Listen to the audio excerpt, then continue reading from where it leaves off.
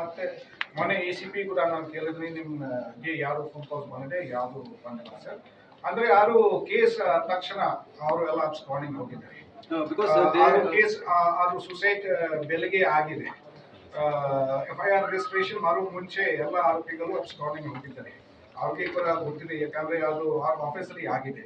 So ನಮ್ಗಿಂತ ಅವ್ರ ಮಾಹಿತಿ ಅವ್ರಿಗೆ ಮೊದಲು ಹೋಗಿದೆ. ಸೊ ಅವರು ಗೊತ್ತಿದೆ ಕೇಸ್ ರಿಜಿಸ್ಟ್ರೇಷನ್ ಆಗುತ್ತೆ, ಅದಕ್ಕೆ ಅಬ್ಸ್ಕಾಂಡಿಂಗ್ ಹೋಗೋಣ. ACP must be having some leads, sir. 15 ದಿವಸ ಬಿಟ್ಟು they get anticipatory bail, and the very next day that Tahsildar comes and assumes charge. So because it looks as if your police officers are allowed to go them scot free. No. 15 ದಿವಸನಲ್ಲಿ sir arrest ಮಾಡಬಹುದಿತ್ತು ಅಂತ ಹೇಳಿ. ಬೇರೆ ಕೇಸಲ್ಲಿ 2 ದಿನ ತಗೊಂಡ್ಬರ್ತಿದ್ರಲ್ಲ.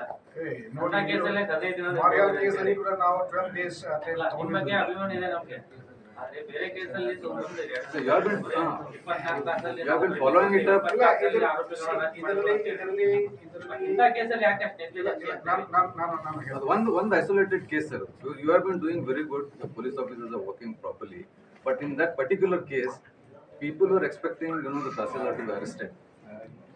ನಿಜ, ನೀವು ಏನು ಹೇಳ್ತಾ ಇದ್ರಿ ಅದು ಬಹಳ ನಿಜ. ಆದರೆ ಇದರಲ್ಲಿ ಒಂದು ಕಾಂಪ್ಲಿಕೇಶನ್ ಏನಿದೆ, ದೀಸ್ ಪೀಪಲ್ ಅಂದರೆ ಅವ್ರ ಹತ್ರ ಕೂಡ ಮಾಹಿತಿ ಇದೆ, ತನಿಖೆ ಯಾವ ರೀತಿಯಿಂದ ಪೊಲೀಸ್ಗಳು ಮಾಡ್ತಾ ಇದ್ದಾರೆ.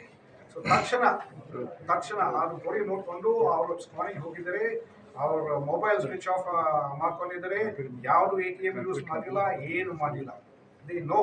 ಈಗ ಕೆಲವರು ಮಂದಿ ಬಹುಶಃ ಅವ್ರ ಹತ್ರ